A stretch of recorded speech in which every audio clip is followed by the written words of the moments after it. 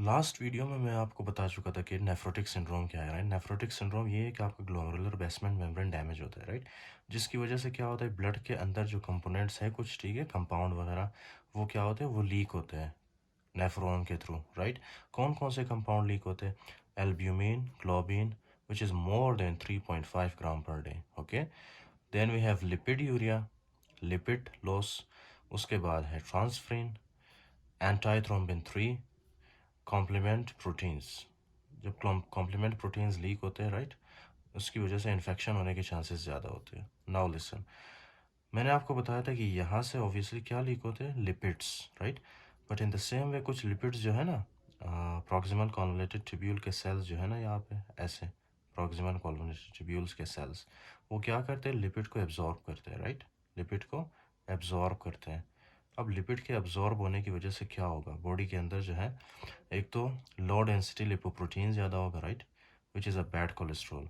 फिर इसके बाद है वेरी लो डेंसिटी लिपोप्रोटीन भी ज़्यादा होगा, which is a bad cholesterol. फिर उसके बाद है इंटरमीडिएट डेंसिटी लिपोप्रोटीन। फिर जो हमारे पास जो गुड कोलेस्ट्रॉल है, हाई डेंसिटी लिपोप्रोटीन, ये कम होगा हमारे बॉडी के अंदर, right. In the same way triglycerides भी ज़्यादा होंगे हमारे बॉडी के अंदर। Now listen very carefully, right. HDL और VLDL में फ़र्क क्या है? HDL is also called as good cholesterol, right. Do you know, आपके फॉर एग्जांपल ये जो जितने भी फॉर एग्जांपल फैट है ना आपकी बॉडी में, आपके पेरिफेरी में, आपके हाथों में, आपके फॉर एग्जांपल टांगों में, जितना भी फैट है, राइट, अगर HDL आपके बॉडी के अंदर ज़्यादा होगा तो ये HDL सारे फैट को आपके बॉडी से जो है ना कैरी करके आपके लीवर में ले आएगा, right. So HDL is very good, HDL is very very good, ठीक है ना। लेकिन LDL का काम क्या है? LDL क्या करता है, आपके लीवर से फैट को आपके फॉर एग्जांपल बॉडी के अंदर डिपॉजिट करना स्टार्ट कर देता है, जिसकी वजह से आप मोटा दिखते हो, right. You will become fat, you will become fatty, right. क्योंकि जितना भी फॉर एग्जांपल फैट आपके लीवर में एक्यूमुलेट हुआ है ना, ये LDL उसको क्या करेगा, ये LDL उस फैट को डिपॉजिट करेगा आपके हाथों के अंदर, आपके फॉर एग्जांपल टांगों के पास, राइट, आपके टांगों में या आपके थाइज में, राइट। तो that is why you will look fat because of low density lipoprotein. ये बहुत ही ख़तरनाक प्रोटीन है, right, low density lipoprotein, right. अच्छा जी, तो ये चीज़ें आपने याद रखनी है, ओके, कि लिपिड क्या होता है, एब्जॉर्ब होता है उसके साथ ही प्रोटीन एब्जॉर्ब होता है, राइट। फिर ये कुछ चीज़ें हैं जो आपने नेफ्रोटिक सिंड्रोम में बिल्कुल नहीं भूलना, राइट। ये मैं ऑलरेडी एक्सप्लेन कर चुका हूँ लास्ट वीडियो में। अच्छा जी, अब नेक्स्ट क्या, नेक्स्ट सबसे जो मोस्ट इंपॉर्टेंट है वो है nephritic syndrome, okay, nephritic syndrome. अब नेफ्रिटिक सिंड्रोम क्या है? नेफ्रिटिक सिंड्रोम भी सेम है नेफ्रोटिक सिंड्रोम की तरह, राइट। वही same clinical features, for example क्या, एल्ब्यूमिन है, right. In the same way globin है, ये सारे जो है क्या हो रहे हैं, लीक हो रहे हैं, राइट। एल्ब्यूमिन और ग्लोबिन आ रहे हैं, देखिए आप, ये है albumin, right, in the same way globin, okay.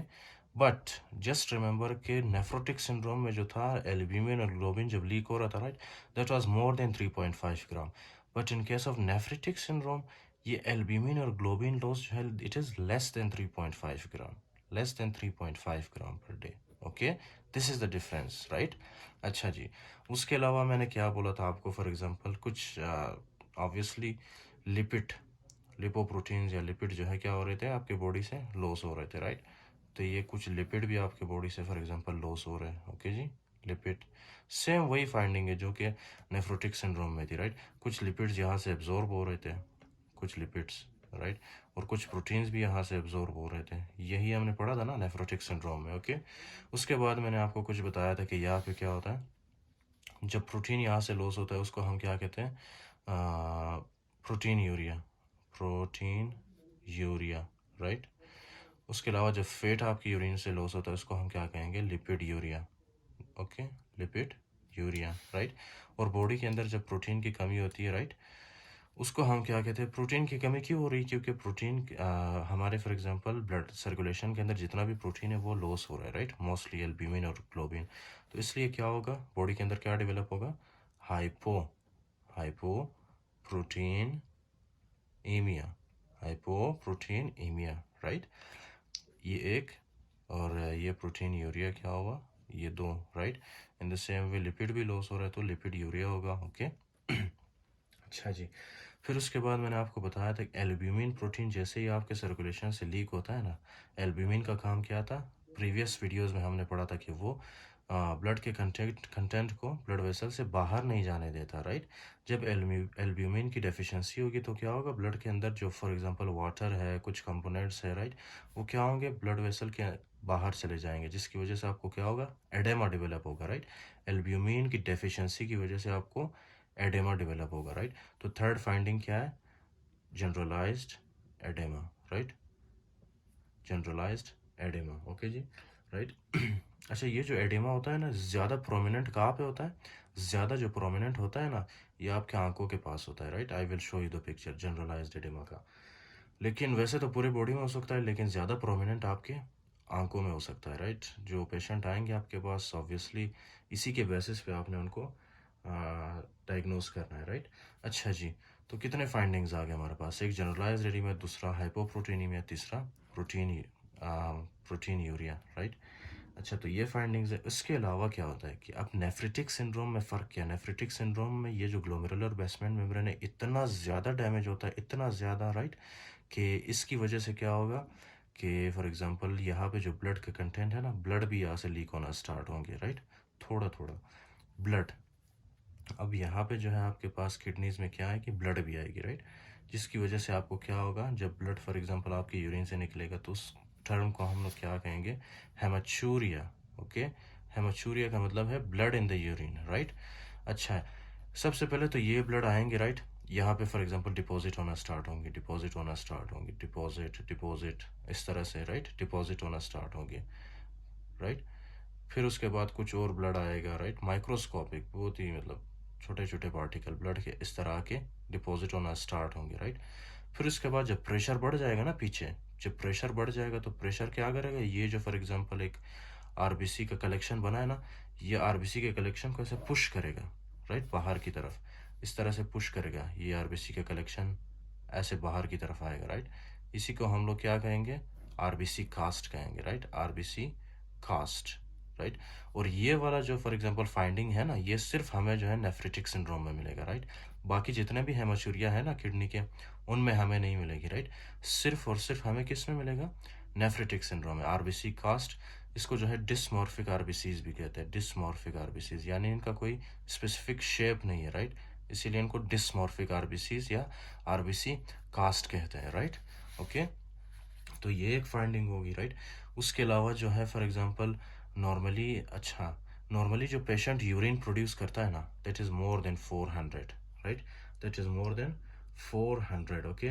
अब इस केस में क्या होता है, जैसे ही फॉर एग्जांपल नेफ्रेटिक सिंड्रोम का पेशेंट आता है ना, उसमें क्या होता है, उसमें जो यूरिन की प्रोडक्शन होती है ना, that will be less than 400, right, less than 400 ml पर 24 आवर, ओके, पर 24 आवर, 24 घंटे में जो है क्या होगा, उनका urine production less than 400 ml होगा, राइट। अब this condition is called as oliguria, right. Oliguria मतलब इसका क्या है कि less urine production than normal, ठीक है ना। नॉर्मली उसमें जो है यूरिन प्रोडक्शन मोर देन 400 होता था, राइट। अब यूरिन प्रोडक्शन क्या होती है, less than 400, which is called as oliguria, right. आपको पता है आपके ब्लड के अंदर कुछ और कंपोनेंट्स होते हैं जिनको हम क्या कहते हैं, सी आर मतलब क्रिएटिनिन, ओके। उसके अलावा है यूरिया। अब ये जो क्रिएटिनिन और यूरिया है, राइट, ये नॉर्मली क्या है, हमारे बॉडी के अंदर टॉक्सिक है, राइट। इनका जो वैल्यू है फॉर एग्जांपल उनको, वो एक नॉर्मल रेंज में होना चाहिए। अगर नॉर्मल रेंज से ज़्यादा हो क्रिएटिनिन या urea, so that is toxic for our body, right. तो हमारा किडनी क्या करता है, ये जो यूरिया और क्रिएटिनिन है, इनको भी क्या करता है नॉर्मली ऐसे बाहर की तरफ भेजता है, right, urea and creatinine, okay. लेकिन जब ग्लोमेरुलर बेसमेंट मेम्ब्रेन डैमेज होता है, राइट, उसकी वजह से क्या होगा, क्रिएटिनिन और यूरिया की कॉन्सेंट्रेशन ब्लड के अंदर ज़्यादा होगी, जो कि हमारे बॉडी को नुकसान पहुंचा सकता है। This condition is called as azotaemia, azotaemia, okay, this is called as azotaemia. अब ऑब्वियसली क्या है कि एडिमा हो रहा है, सब कुछ हो रहा है, राइट। आपके ब्लड के अंदर जितना भी वॉल्यूम है वो भी कम हो रहा है, राइट। तो वॉल्यूम कम होने की वजह से आपको तो हाइपरटेंशन हो गई, ओके, हाइपरटेंशन हो गई, क्योंकि रास सिस्टम एक्टिवेट होता है। रास system I will explain, right, कि रास सिस्टम होता क्या है। अच्छा जी, तो ये फाइंडिंग्स आपको मिलती है, राइट। और उसके अलावा जो है okay, I hope already I have explained everything.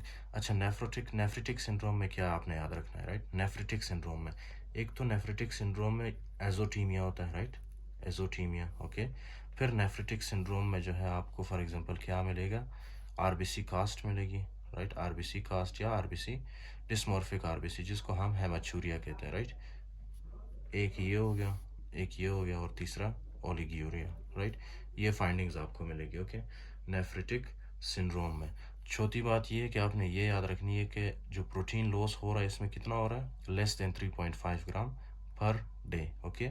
And all symptoms of including that all symptoms of nephrotic syndrome, right? तो एक तो ये फाइंडिंग्स मिलेगी आपको, उसके अलावा नेफ्रोटिक सिंड्रोम के जितने भी फाइंडिंग्स हैं ना, वो भी आपको मिलेगी, राइट? जैसे कि फॉर एग्जांपल लिपिड्यूरिया है, राइट? लिपिड्यूरिया हो गया, hypoproteinaemia, hyperproteinuria, right? Hypertension, ये सारी फाइंडिंग्स भी आपको मिलेगी, राइट, नेफ्रिटिक सिंड्रोम में।